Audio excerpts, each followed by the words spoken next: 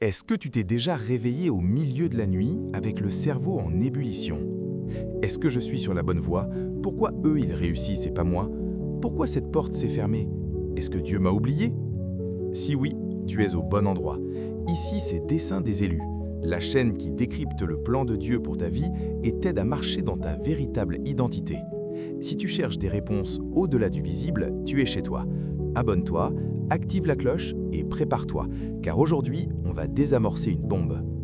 Aujourd'hui, on attaque un sujet qui paralyse plus d'un élu, le questionnement excessif. Tu vois, dans la vie, on a l'impression qu'il faut tout contrôler, tout comprendre, tout planifier. Mais la Bible nous présente un paradoxe fascinant. Regarde ce que dit le livre de la sagesse, au chapitre 4, verset 15. Car la grâce et la miséricorde de Dieu sont pour ses élus, et il veille sur ses saints. Dieu veille, pas Dieu regarde ailleurs, pas Dieu croise les doigts pour toi. Il veille comme une sentinelle, comme un père au chevet de son enfant malade. Le problème, ce n'est donc pas que Dieu ne nous regarde pas. Le problème, c'est que nous sommes tellement occupés à regarder nos problèmes, notre avenir, nos peurs, qu'on ne voit pas que son regard est déjà sur nous. Alors, la question que je pose aujourd'hui n'est pas « pourquoi Dieu ne répond-il pas ?», mais plutôt « et si nos questions incessantes étaient en train de nous voler la révélation de sa présence ?» On va plonger dans la parole, on va voir que le fait de trop se poser de questions n'est pas juste un trait de caractère, c'est parfois un symptôme spirituel et parfois une invitation. Notre premier réflexe face à l'épreuve, c'est de demander « pourquoi ?» Pourquoi moi? Pourquoi maintenant? Pourquoi cette maladie? Pourquoi ce chômage? Ce n'est pas un mal en soi, même les psaumes sont remplis de « pourquoi ». Le problème, c'est quand le « pourquoi » devient une obsession, une accusation silencieuse contre Dieu. Le Deutéronome nous donne une clé puissante. Au chapitre 12, verset 9, Moïse dit au peuple « Car vous n'êtes pas encore arrivés dans le lieu du repos et dans l'héritage que l'Éternel votre Dieu vous donne. » Tu vois le problème? Ils étaient en route, mais ils voulaient déjà la carte complète. Ils voulaient comprendre la fin de l'histoire avant même d'avoir traversé l'épreuve. Leur questionnement constant n'était pas le fruit d'une quête de Dieu, mais le fruit de l'impatience et de l'incrédulité. La prochaine fois que tu poses un « pourquoi » à Dieu, arrête-toi et demande-toi « est-ce que je pose cette question pour me rapprocher de lui ou pour exiger qu'il se justifie devant moi ?» Parce qu'entre tes mains, le « pourquoi » peut devenir un péché. L'apôtre Paul, dans Romains 9, 20, le dit clairement « Ô homme, toi plutôt, qui es-tu pour contester avec Dieu? Le vase d'argile dira-t-il à celui qui l'a fait, « Pourquoi m'as-tu fait ainsi ?» Exemple, prends Job, il a questionné, il a gémi. Mais à la fin, quand Dieu lui répond, il ne lui explique pas les rouages cosmiques, il lui révèle sa gloire. Et Job dit « C'est pourquoi je me condamne et je me repens sur la poussière et sur la cendre. » Job 46. Job a compris que la présence du potier vaut mieux que l'explication du vase. Le deuxième piège, c'est l'obsession du « quand ». Quand est-ce que ça va arriver? Quand vais-je guérir? Quand vais-je me marier? Quand ma situation va-t-elle changer? On veut tout de suite. On vit dans l'urgence, mais Dieu vit dans l'éternité. Écoute ce que dit Ecclésiaste 3:1. Il y a un temps pour tout, un temps pour toute chose sous les cieux. Dieu a un calendrier, et devine quoi? Il est parfait. Il n'est pas en retard, il n'est jamais en avance, il est toujours à l'heure. Le problème, c'est que notre perception du temps est complètement déformée. On regarde le pas encore et on panique, on regarde le trop tard et on désespère. Mais pour Dieu, le temps n'est pas une ligne droite stressante, c'est une tapisserie magnifique qu'il tisse. Abraham et Sarah. Dieu promet un fils, mais le temps passe. Sarah vieillit, son corps n'est plus apte. Humainement, c'est fini. Pourtant, c'est à ce moment-là, quand toute espérance naturelle est morte, que Dieu agit. Isaac naît. Si Dieu avait attendu tout de suite, Abraham aurait eu un fils par ses propres forces, Ismaël. Mais Dieu a attendu le plein temps pour donner Isaac, l'enfant de la promesse. Cesse de regarder ta montre et commence à regarder le maître du temps. Au lieu de demander « Quand, Seigneur ?», apprends à dire « Je te fais confiance pour le quand, et je vais utiliser le temps que tu me donnes aujourd'hui pour grandir, pour servir, pour mûrir. » Galates 6, 9 nous exhorte « Ne nous lassons pas de faire le bien, car nous moissonnerons au temps convenable si nous ne relâchons pas. » La moisson viendra, mais en attendant, il faut arroser. On a parlé du pourquoi et du quand, mais la question ultime, la seule qui compte vraiment, c'est le qui. Qui est au contrôle? Quand tu poses trop de questions, tu focalises ton attention sur la situation, tu entres dans une spirale d'analyse et de peur. Mais quand tu lèves les yeux, tu changes de focus, tu passes du problème au problème solver. Notre verset de base dans la Sagesse 4.15 nous dit qu'il veille sur ses saints. En grec, ce mot implique une inspection minutieuse, une protection attentive. C'est le même regard que celui d'une mère sur son enfant qui apprend à marcher. L'enfant trébuche, se pose des questions. Pourquoi c'est dur? Quand est-ce que je saurai courir? Mais la mère, elle, est là, les bras tendus, le regard plein d'amour, prête à le rattraper. Le problème de l'élu, c'est qu'il regarde ses pieds qui trébuchent au lieu de regarder les yeux de son père. Exemple, Marie, la mère de Jésus. L'ange Gabriel vient lui annoncer un plan complètement fou, elle va enfanter du Fils de Dieu étant vierge. Sa réaction naturelle, comment cela se fera-t-il, puisque je ne connais point d'homme? Luc 1, 34. C'est une question légitime, mais regarde la différence avec nous. Elle pose la question pour comprendre, mais elle ne remet pas en cause l'autorité de Dieu. Quand l'ange lui explique que l'Esprit Saint fera l'œuvre, elle ne dit pas « Ok, mais j'aimerais bien un plan détaillé sur les 30 prochaines années ». Elle dit « Je suis la servante du Seigneur, qu'il me soit fait selon ta parole ». Luc 1, 38. Marie a compris un secret que nous devons saisir aujourd'hui. Le regard de Dieu n'est pas un regard de surveillant qui attend qu'on fasse une erreur. Non, c'est un regard de berger. Dans la Bible, les anges sont appelés les anges élus. Pourquoi? Parce qu'ils ont été choisis pour veiller sur toi. Tu es entouré, protégé, regardé non par un juge sévère, mais par une armée céleste et par un Père aimant. Conseil pratique, arrête de te demander si Dieu te voit. Pose-toi plutôt la question, est-ce que je regarde celui qui me regarde? La foi, ce n'est pas avoir toutes les réponses. La foi, c'est fixer les yeux sur Jésus, le chef et le consommateur de la foi. Hébreux 12, 2. C'est un échange de regards. Il te regarde avec amour, regarde-le avec confiance. Terminons avec cette image. Ésaïe 45, 11 dit « Ainsi parle l'Éternel, le Saint d'Israël et son Créateur. Veut-on me questionner sur l'avenir, me donner des ordres sur mes enfants et sur l'œuvre de mes mains ?» Dieu dit en substance « Tu veux me dire comment faire? Tu veux me dire à quoi doit ressembler ta vie ?» Le vase ne se demande pas pourquoi le potier appuie ici ou creuse là, il se laisse faire. Nous, on passe notre temps à dire à Dieu « Non, pas là, c'est trop douloureux. Non, pas ce mariage, je le trouve pas assez bien. Non, pas ce travail, il est trop modeste. » Élu, tu te poses trop de questions sur ta vie parce que tu penses que le plan te revient. Mais tu n'es pas le créateur, tu es la créature. Et le Créateur, qui t'a choisi dès la fondation du monde, a un plan parfait. Comme l'a écrit John Bunyan, l'élection est éternelle comme Dieu lui-même et sans variabilité ni ombre de changement. Dieu ne change pas d'avis sur toi. Alors oui, tu vas traverser des déserts, oui, tu vas avoir des nuits d'angoisse, mais souviens-toi, Dieu te regarde. Dans le feu, il regarde, dans l'eau, il regarde, dans la vallée de l'ombre de la mort, il est là, son regard sur toi, sa main tendue vers toi. Ton rôle n'est pas de comprendre l'intégralité du manuel, ton rôle est de lui faire confiance. Alors aujourd'hui, j'ai un défi pour toi. Arrête de tourner en rond avec tes questions, arrête de scruter l'horizon avec anxiété. Prends une décision consciente, celle de faire confiance au Dis-le qui veille sur toi. Nous avons posé les bases, nous avons vu que le pourquoi peut devenir un piège d'accusation, que le quand peut devenir une tyrannie et que la seule question qui libère est le qui. Mais il faut aller plus loin, parce que je sais ce qui se passe dans ta tête.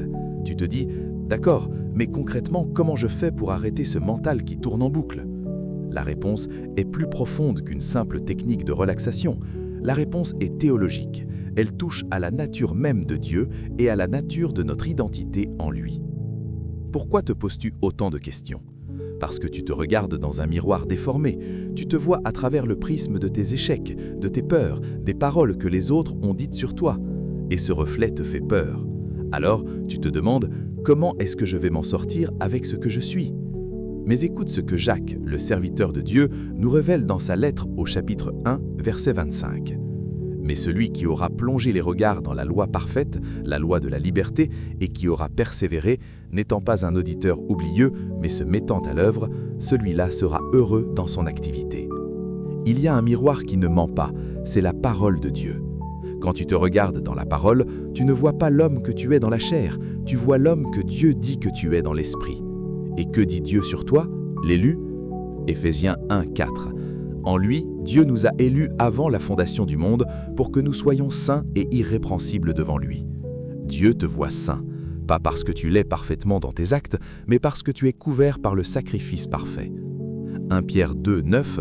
Vous êtes une race élue, un sacerdoce royal, une nation sainte, un peuple acquis, afin d'annoncer les vertus de celui qui vous a appelé des ténèbres à son admirable lumière. Tu es royal, tu es un ambassadeur du ciel. Romains 8, 33, 34. Qui accusera les élus de Dieu? C'est Dieu qui justifie. Qui les condamnera? Christ est mort, bien plus, il est ressuscité, il est à la droite de Dieu et il intercède pour nous. Tu es justifié. L'accusation n'a pas de prise sur toi. Exemple pratique, imaginons un jeune homme qui se demande sans cesse « Suis-je capable de fonder une famille? Je viens d'un foyer brisé, je n'ai pas de modèle, je vais forcément échouer. » Son mental tourne en boucle sur ses manques.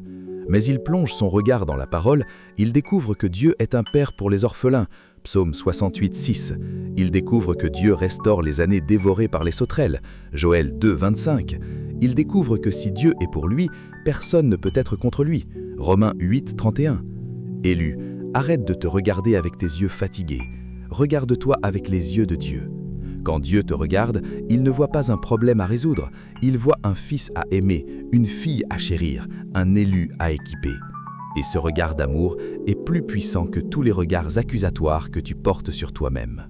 Il y a un verset dans Ésaïe que j'aime particulièrement, et il concerne directement ceux qui sont choisis par Dieu. Ésaïe 10, 27 dit « En ce jour, son fardeau sera ôté de ton épaule, et son joug de ton cou, et la graisse fera éclater le joug. » Quel est le joug dont il parle ici? C'est le joug de l'oppression, le joug de l'ennemi. Mais je crois qu'il y a un joug encore plus subtil, encore plus dangereux, parce qu'il se déguise en piété. C'est le joug du questionnement anxieux. Ce joug te maintient courbé, il t'empêche de lever la tête, il t'empêche de voir que Dieu est déjà à l'œuvre. Et comment ce joug est-il brisé? Par la graisse. Dans le symbolisme biblique, la graisse représente l'onction, l'abondance, la consécration. C'est l'onction qui fait éclater le joug. Quand tu es un par la présence de Dieu, quand tu passes du temps dans sa présence, les questions qui te paraissaient insurmontables deviennent soudainement secondaires. Tu ne cherches plus à comprendre, tu cherches à adorer. Témoignage. Je pense à ce pasteur en Inde, dans une région où les chrétiens sont persécutés. Des hommes armés sont venus chez lui une nuit, ont saccagé sa maison, menacé sa famille. Pendant des semaines après, il était paralysé par la peur et les questions. Pourquoi nous? Devons-nous fuir? Que va-t-il arriver à mes enfants? Il m'a raconté qu'un jour, en priant, il n'a pas eu de réponse à ces questions, mais il a eu une révélation de la présence de Dieu. Il a vu en esprit le char de feu d'Élysée, prêt à le défendre. Il a senti une onction, une graisse spirituelle descendre sur lui. Et soudain, le joug de la peur a éclaté.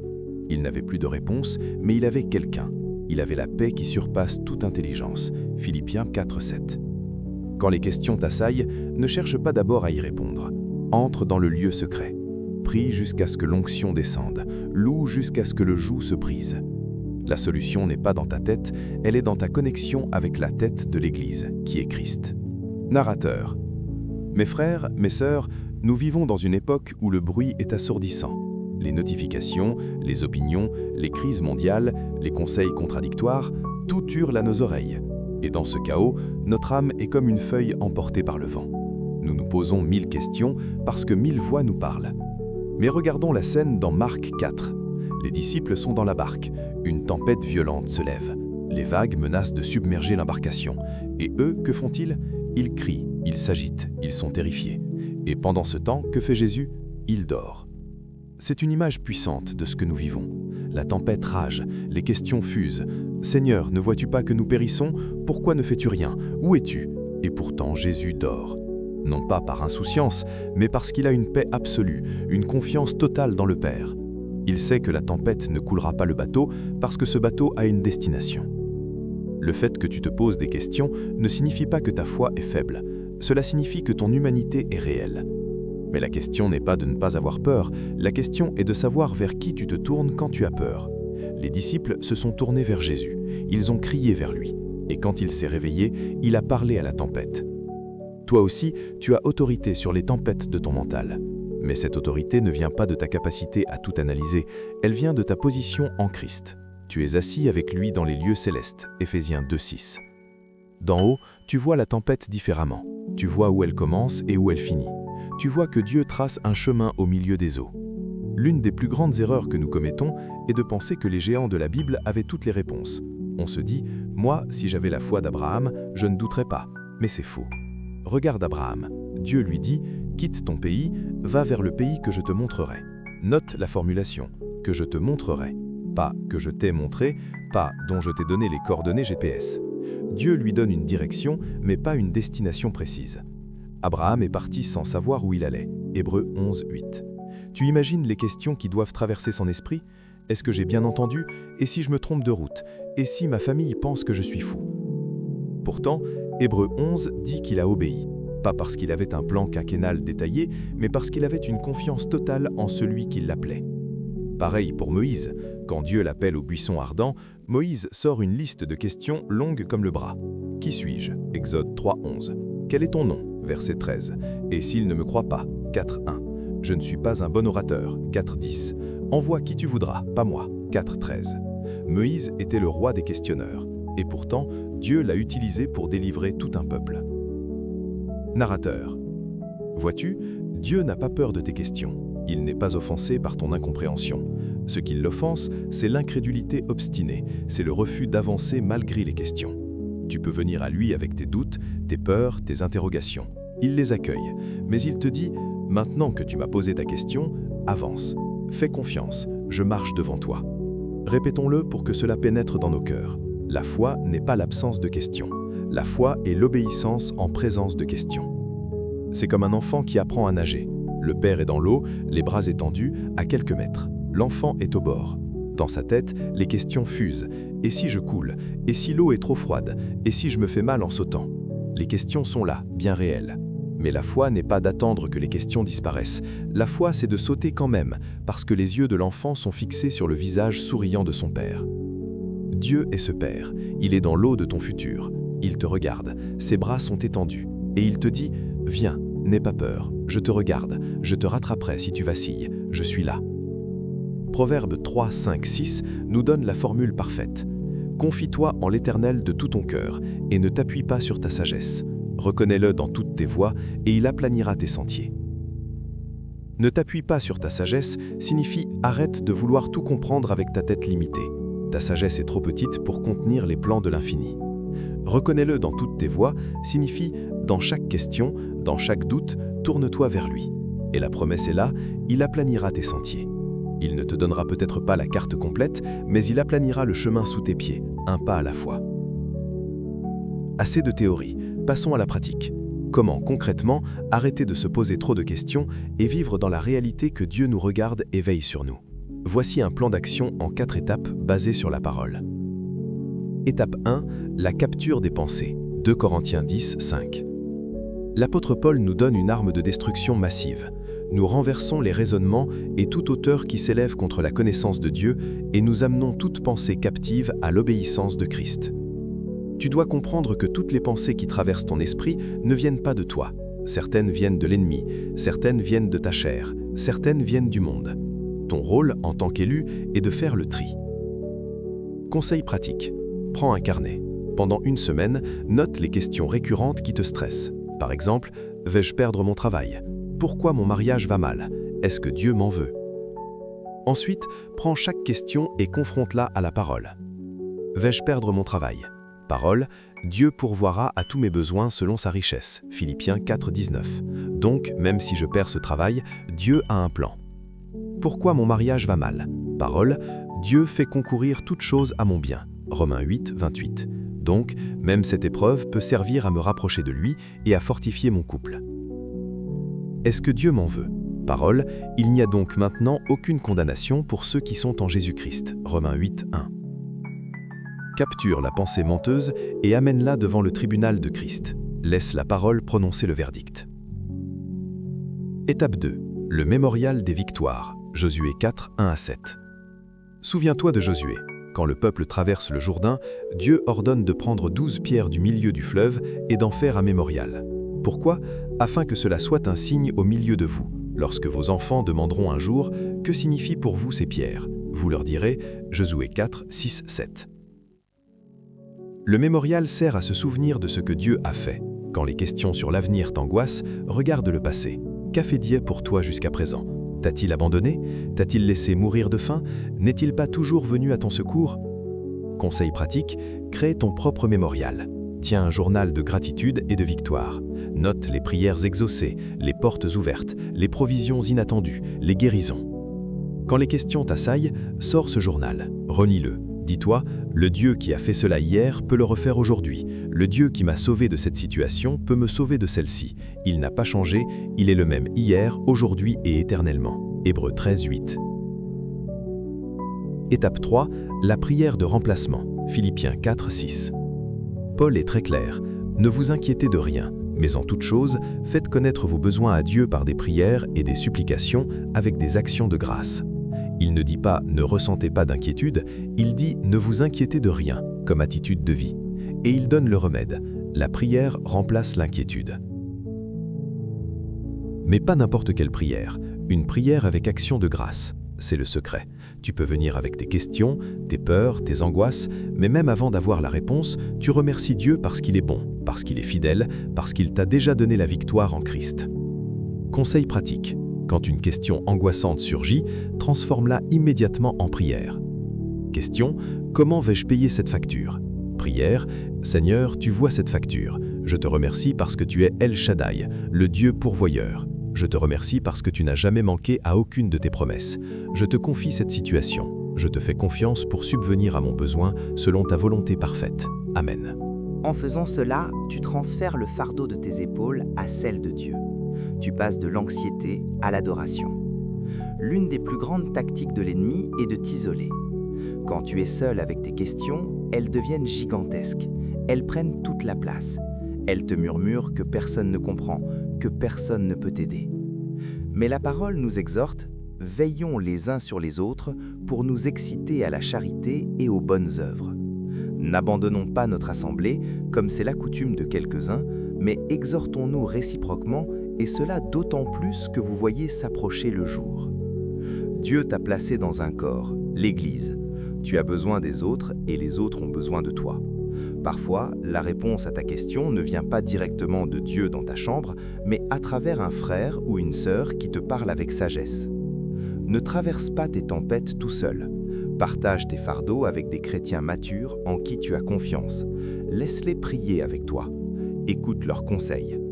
La Bible dit « Un frère aidé par son frère est comme une ville fortifiée ». Proverbe 18, 19. La sagesse collective du corps de Christ t'aidera à y voir plus clair. Écoute, si tu me permets de parler un peu plus personnellement, je ne suis pas juste un narrateur, je suis un élu comme toi, et je connais cette lutte. Il y a quelques années, j'ai traversé une période où j'avais plus de questions que de réponses. Je venais de perdre mon emploi, ma santé déclinait, des relations importantes s'écroulaient. Et chaque nuit, je me réveillais avec cette litanie de questions. Pourquoi tout s'écroule? Quand est-ce que ça va s'arrêter? Qu'est-ce que j'ai fait de mal? J'essayais de prier, mais mes prières ressemblaient à des négociations. Seigneur, si tu fais ça, je ferai ci. J'essayais de lire la Bible, mais elle me semblait froide, impersonnelle. Et puis, un jour, un ami pasteur m'a dit quelque chose qui a changé ma perspective. Il m'a dit « Tu regardes tes problèmes comme si Dieu les regardait avec toi, impuissant. Mais la vérité, c'est que Dieu regarde toi à travers tes problèmes. Il ne fixe pas la tempête, il fixe ton cœur.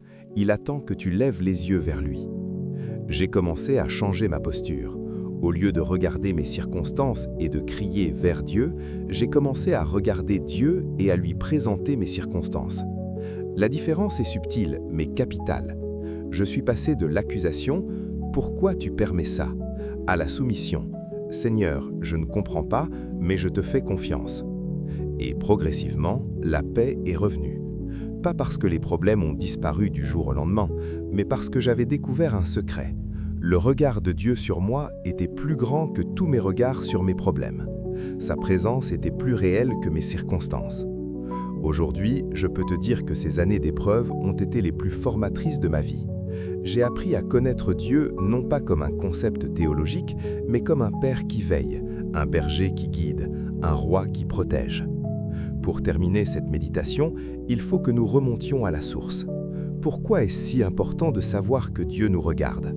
Parce que cela touche à notre identité la plus profonde. La Bible parle des élus non pas comme un club privé, mais comme de ceux qui ont été choisis par grâce. Éphésiens 1, 4 à 5 nous dit « En lui, Dieu nous a élus avant la fondation du monde pour que nous soyons saints et irréprochables devant lui, nous ayant prédestinés dans son amour à être ses enfants d'adoption par Jésus-Christ. Avant que le monde soit créé, avant que les étoiles chantent, avant que la poussière de la terre soit formée, Dieu avait déjà posé son regard sur toi. Tu n'es pas un accident de l'histoire, tu n'es pas le fruit du hasard, tu es le fruit d'un regard éternel. » Le théologien Karl Barth disait que l'élection est le résumé de tout l'Évangile. Pourquoi? Parce qu'elle nous dit que notre salut, notre identité, notre avenir ne dépendent pas de nos performances, mais de la décision souveraine et aimante de Dieu. Quand tu te poses trop de questions sur ta vie, tu agis comme si tout dépendait de toi, comme si tu devais mériter l'amour de Dieu par ta compréhension parfaite de ses plans. Mais la bonne nouvelle, c'est que tu es déjà choisi, tu es déjà aimé, tu es déjà regardé. Jean Calvin a écrit des pages magnifiques sur la certitude du salut. Il disait que la foi n'est pas une hypothèse, mais une certitude. Dieu m'a aimé et m'a donné son Fils pour moi. Cette certitude repose sur le regard éternel de Dieu. Alors, quand les questions viennent, rappelle-toi ceci. Tes questions sont temporelles, mais le regard de Dieu sur toi est éternel. Tes doutes sont comme des nuages qui passent, mais le soleil de sa justice brille en permanence. Tu peux traverser des vallées d'ombre, mais sa lumière est avec toi. Alors, que faire de tout cela? Comment répondre à ce regard d'amour? Aujourd'hui, je te lance un défi plus grand que tout ce que tu as pu entendre. Je te demande de faire un acte de foi. Pas un acte parfait, pas un acte sans feur, mais un acte de confiance. Abandonne tes questions sur l'autel. Prends les choses qui te tourmentent, ton avenir, ta famille, tes finances, ta santé, et dépose-les aux pieds de Jésus. Dis-lui, « Seigneur, je ne comprends pas, mais je te choisis toi plutôt que mes compréhensions. » Reçois son regard. Ferme les yeux un instant, pas trop longtemps, tu conduis peut-être. Imagine le regard de Dieu sur toi. Un regard de Père protecteur, un regard de Roi bienveillant. Laisse ce regard pénétrer ton cœur. Laisse-le guérir tes blessures, sécher tes larmes, apaiser tes craintes. Engage-toi avec nous. Si tu veux apprendre à marcher chaque jour dans cette réalité, si tu veux grandir dans ta compréhension de ce que signifie être un élu, alors abonne-toi à Dessein des élus. Ne manque aucune vidéo. Nous sommes là pour t'aider à décoder les mystères du royaume et à vivre ta destinée. Laisse un pouce bleu si tu choisis aujourd'hui de fixer ton regard sur celui qui te regarde. Écris dans les commentaires « Dieu me regarde ». Je veux voir cette déclaration remplir la section des commentaires. C'est une déclaration de guerre contre l'esprit de doute. Et partage cette vidéo. Envoie-la à quelqu'un qui a besoin d'entendre que Dieu ne l'a pas oublié.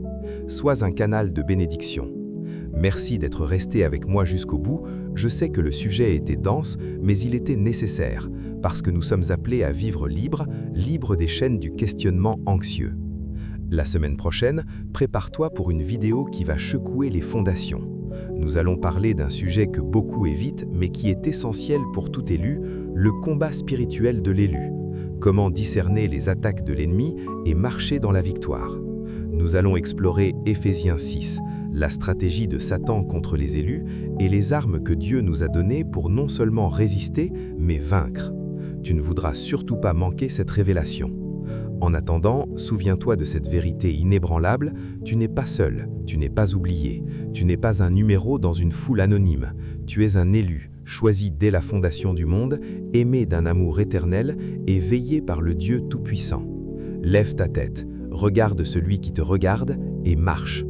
Que la paix de Christ, qui surpasse toute intelligence, garde ton cœur et tes pensées en Jésus-Christ. On se retrouve très vite pour un prochain épisode de Dessein des élus. Que Dieu te bénisse abondamment. Shalom.